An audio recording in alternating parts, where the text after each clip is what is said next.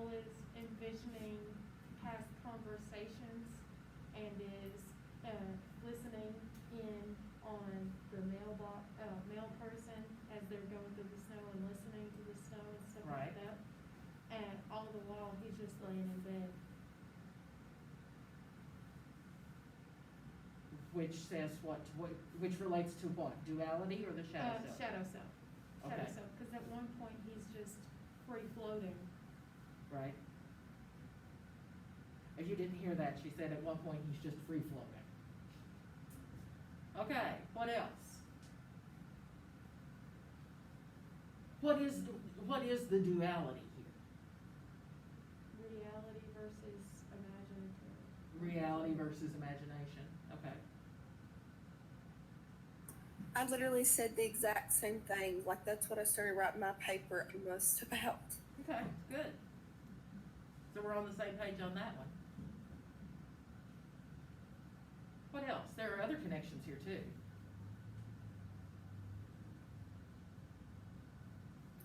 I noticed the connection about maybe like mental, like Thank the you. mental states. Yeah, I Yes. got that, with like sanity and insanity. Yeah.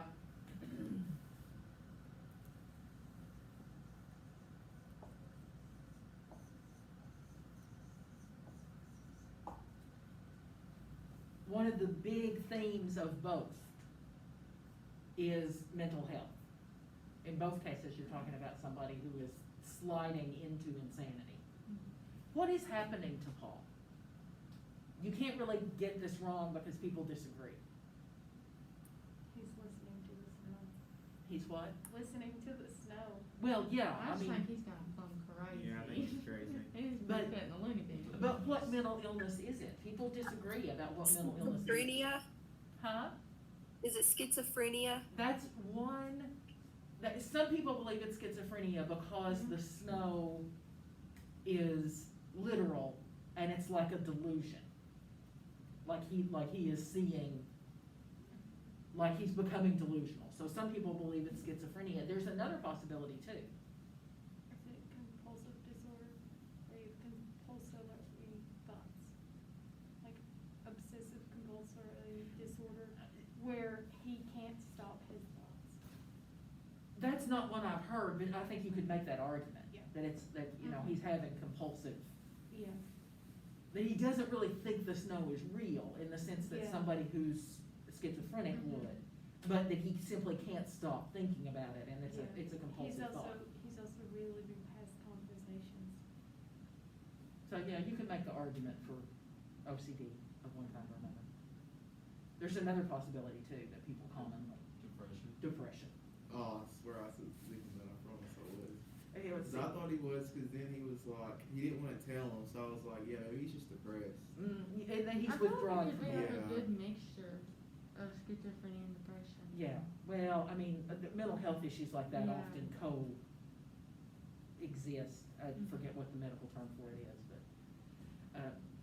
And he thought everybody was like talking about him and stuff, and I thought he might just have like anxiety, and they asked if he was worried, mhm. but. But yeah, he's just kind of withdrawing from the world, mm. which is, a lot of people have said that it's a metaphor for, if you believe he's literally seeing the snow, that would be schizophrenia. But a lot of people believe it's a metaphor for depression. He's just withdrawing from everyone. And we talked about, we're not gonna do a lot of like, literary terms for individual figures of speech until we get to poetry, but this is one worth bringing up because you don't see it a lot.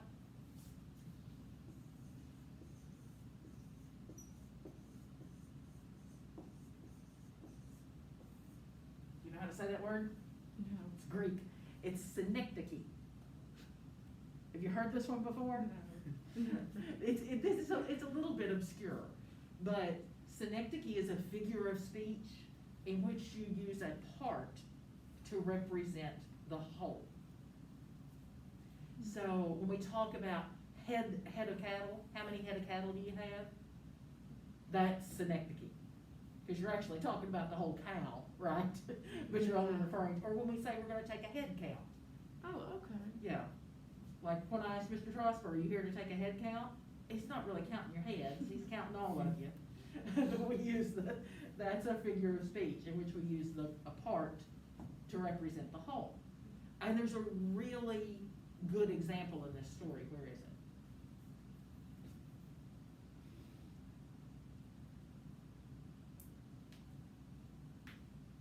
The slippers. The more he withdraws from his parents, the more he even stops looking at their faces, and he starts referring to them as gray slippers and brown slippers. Okay. He stops even seeing them as whole. He can't process them almost as whole people. The only way he can tell them apart is because she has gray slippers and he has brown slippers. That's just a good example of that figure of speech. And I don't know if it'll come up in any of our poetry, and it's such a trivia word. It's just one of those words you can use to impress people. I have a question. Yes, ma'am. Okay. One thing that really stood out was like the mailman. Can you maybe give an idea about what he represents? Yeah, because he talks about that a lot. Mm-hmm. His footsteps, what does that represent? Well, The mailman. and the mailman is sort of his gauge for, like, how far away the mailman is sort of his gauge for how close the world is getting, right? Well, what does the mailman do? Like in the abstract, what does a mailman do? Delivers mail. Mm-hmm. And what is the mail delivery? News from outside. Thank you, perfect. News from out in the world. So it's represents the shrinking of his world. The mailman it gets to the point where the mailman has to be on his own porch before he can even hear So it the coming. closer the mailman gets, the crazier Paul gets. Well, the closer he has to get for Paul to hear him. Okay. Because that's like the whole first half of the story. Mhm. That's how Paul gauges how deep the snow is. That's the way he thinks of it. Yeah. How deep is the snow? How muffled the mailman is. Well, if the mailman represents news from out in the world, that's Paul's world shrinking. Because he can no longer hear him from 6 houses away, or 5, or 4, or 3. So the world beyond 3 houses away is beginning to disappear. Now the world beyond 2 houses away. Now the world beyond 1 house away. Does that make sense? Mhm. Does that answer your question, Skylar? Yes, thank you. You are welcome. But yeah, the mailman is a really significant image there, because that's what the mail is news from out in the world. And the further out of the world it is, the less significant it's becoming to him. So his world is gradually shrinking. What else did we talk about in Dr. Jekyll and Mr. Hyde that comes into play here?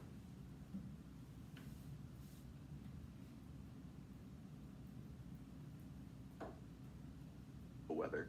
Thank you. Wondered who was gonna bring that up.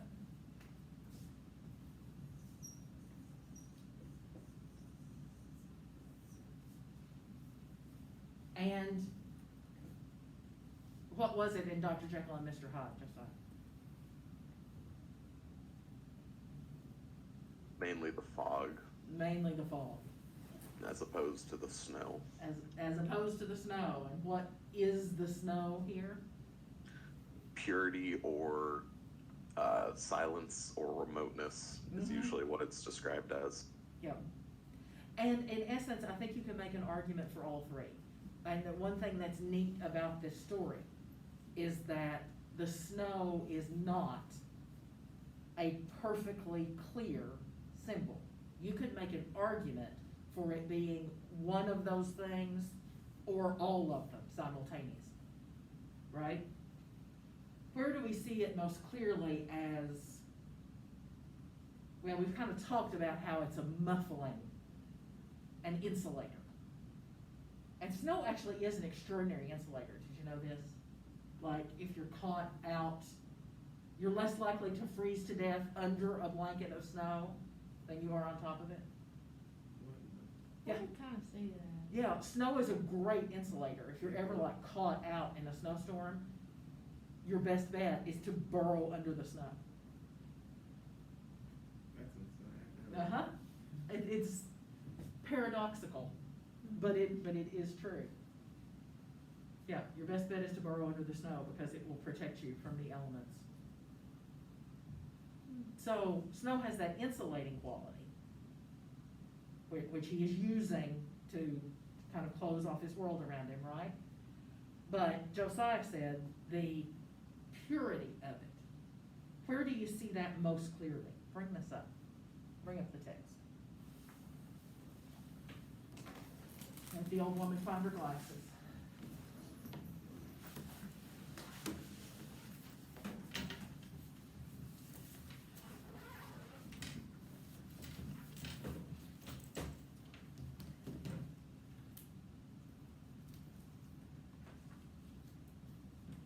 If you look at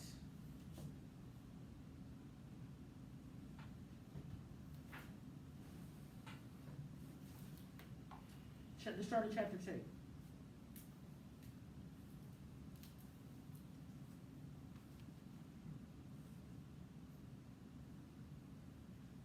On the walk homeward, which was timeless, it pleased him to see through the accompaniment or counterpoint of snow the items of mere externality on his way. There were many kinds of bricks in the sidewalks and laid in many kinds of patterns.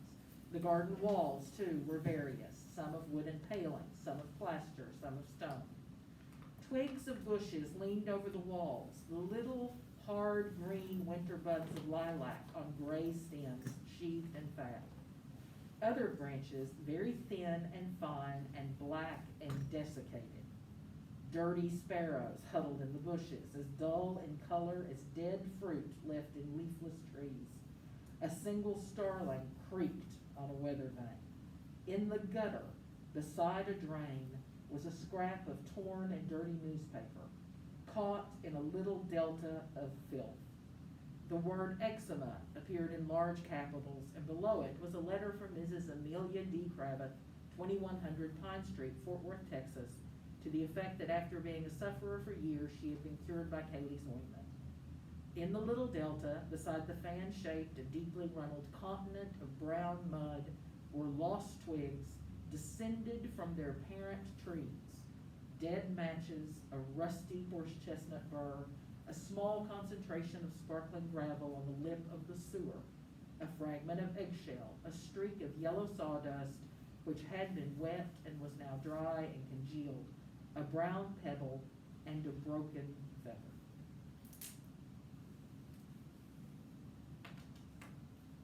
So, in contrast to that, what is the snow?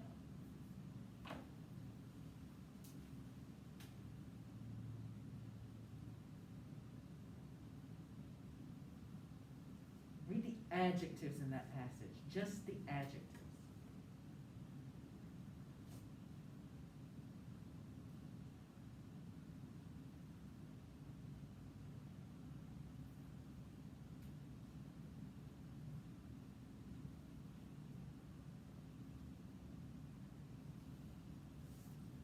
Like all, it's like a part of something. So It's that means, all like a part of something. Is that what it is?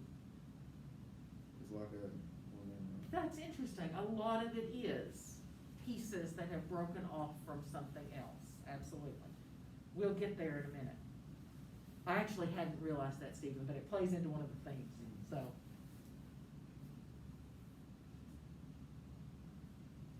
And then a cover Hmm? of just a cover of snow that blocks out the. But what is it blocking out? When he talks of, and here especially, he talks about the externality of these things, which is one of the only times that he sort of directly admits that the snow is only internal, right? Because there's the internal world, the snow, which is coming between him and the external world. And in this description, what is the external world? What's it like? Broken. Negative. Broken, negative, dirty. There it is. The snow is clean. This is, I mean, we're talking about the gutter and the sewer and dead matches, rusty, eggshell, yellow sawdust, congealed. So the snow is clean. So that's another sort of dichotomy or duality that we have here, is clean and dirt. So he uses the snow as an escape. Yes, he uses the snow as an escape, which is one reason that I had never thought about the OCD connection before, but you could write that paper. You could make an argument for that, because so much of what he's doing is trying to clean, sanitize the world around him.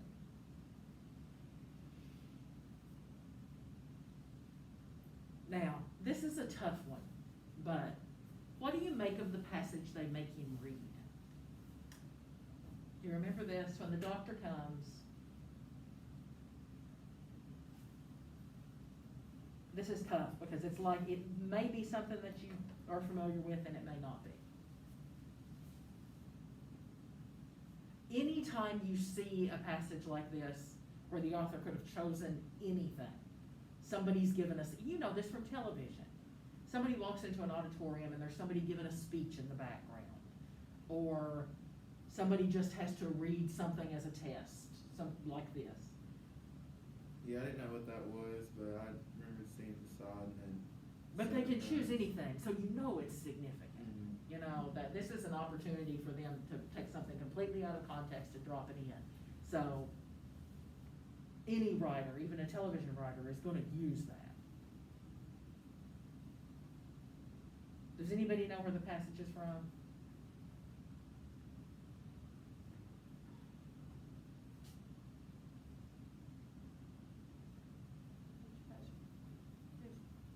What do you mean?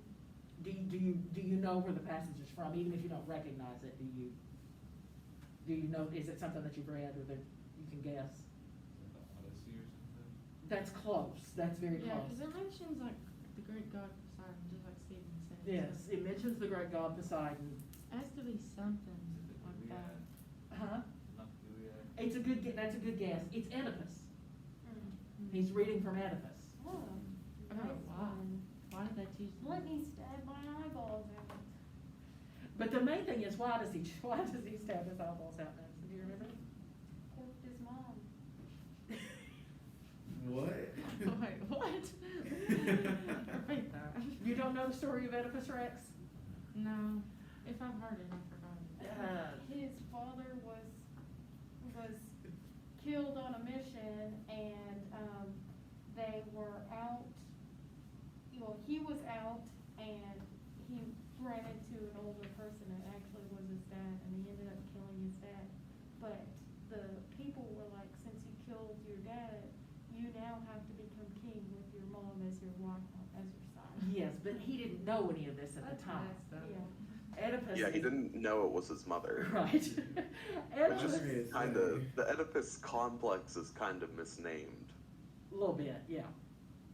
Well, this is going Also off of more memory Freud. from like, okay, we were scarred in like the first, second grade with this story in our They read that to you in the library. first or God. second No, grade? we watched a documentary about it In when now? in like first or second grade. That's messed up. Okay. To summarize. She said what? Oedipus, to summarize, Oedipus' father gets a prophecy that his own child will kill him, will be the death of him. So, That's a common Greek theme. yes, he and his wife abandon the child, they have him sent out to a rock, you know, That's like and kinda like Snow White, the servant who does it doesn't actually kill him, he just leaves him out there, and then Oedipus is adopted by someone else, and he believes himself to be the natural child of the people who adopt him. He is on his way somewhere and basically has like a carriage accident and gets in a fight with the man in the other carriage, who, as it turns out, in true Greek tragic fashion, is in fact his father. So he kills the passenger of the other carriage, marries that passenger's wife, who, as it turns out, is his mother. And Freud turned this into, and yes, Josiah is correct, psychologically, it is not fabulously named. But anytime you see reference to Oedipus you have to figure the author is saying something about the character's relationship to his or her parents, Okay. to simplify massively. And in this case, Josiah, I wouldn't go so far as all the way into the Oedipus complex. I think that may be a little too deep. I think it's more Yeah. just, yeah. In this case, I think Aiken is more just making the case that Oedipus's parents might have messed him up a little. Are we seeing the same thing happen here? Yeah. Is what's going on with Paul something to do with his parents? Which is why I said that's really interesting, Stephen, that I had never made the connection, but yes, most of what he sees in the gutter are pieces that have fallen off Could it of. be like the broken relationship with his parents? Mhm. Yeah. Cause it mentioned when it was like punishment or something, it was like brown slippers punishment or something like Yeah. that. Yeah.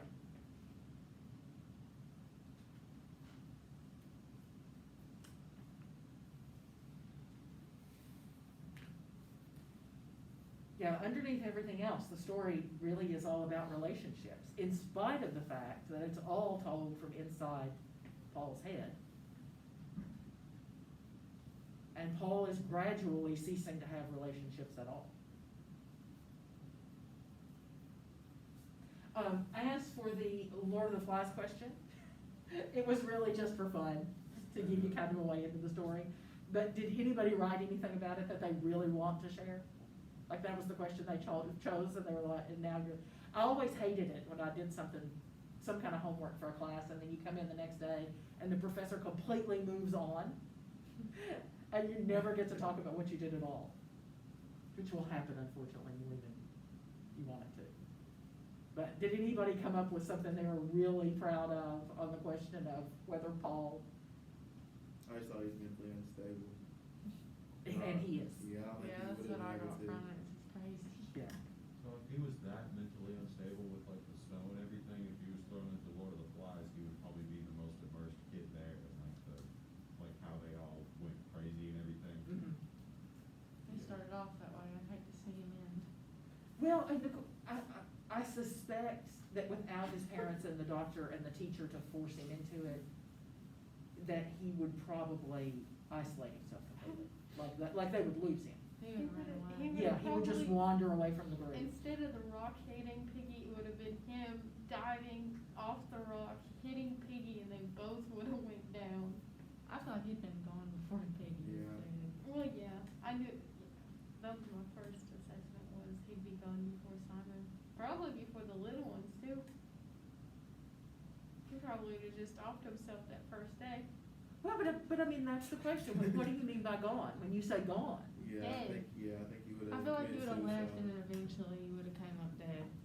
Yeah, like the elements would just Yeah. have, yeah, cause he would have just splintered off from the group. Who'd have laid in the, I'm like, there's snow all around me. I think that some of the snow, or the water, it would go in the water. Yeah. Maybe drown. Yeah, I can see that. I can clearly see that. Okay, anything else about Silent Snow Secrets now? How about you all? Anything else about Silent Snow Secrets now? Am I forgetting anything important? Did you point out Not anything? that I can name. I'm sorry, Josiah, go ahead. Nothing I could name. Okay. Okay, we're gonna go from here to characterization.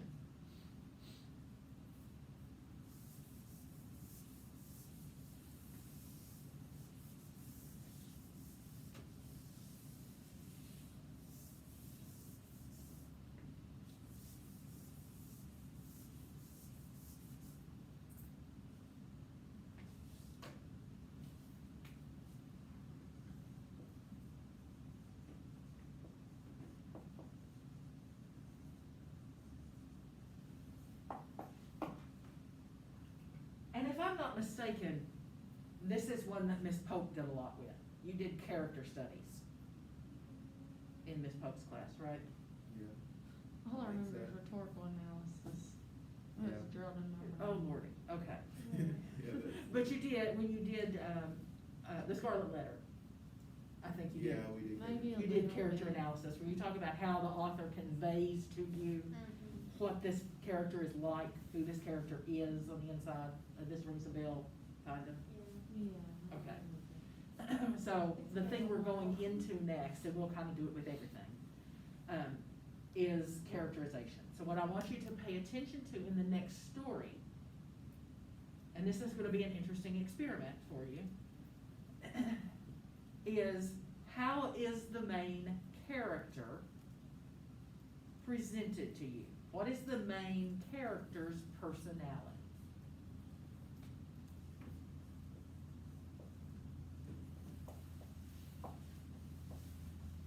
Is this And gonna how be- do you feel about him? Is this gonna be for the story we read this weekend? Yeah.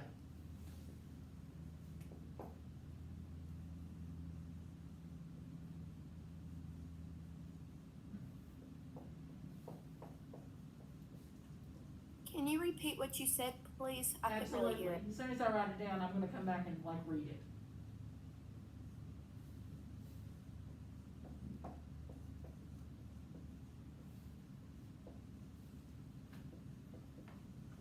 Oh, it's called morbidity that coexistence and learnable mental health Do what? disorders. Comorbidity, You're thinking of Morbidity. comorbidity, but comorbidity is like multiple causes of death. That word came to me, but that's not what I meant. okay. Yeah, but that was the word I was getting hung up on in my head that I couldn't remember what. Okay, here's what I want you to think about, and I won't make you write anything until Monday, okay? And this is not a terribly long story, and it's kind of fun. And don't let the questions stress you out, because when you get in the story, you're gonna be like, oh my God, what does she mean? But just ponder upon it. What is the main character's personality? How do you know? And how do you feel about him or her? We're uncertain as to gender.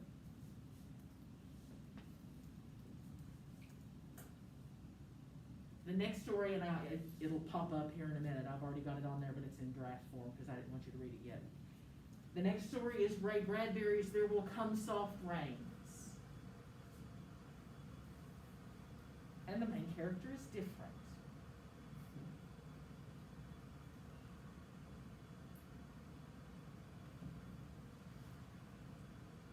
Did you get all that, Skylar? Did you hear me when I read it again? Yes. Okay. What is the main character's personality? How do you know? And how do you feel about him or her?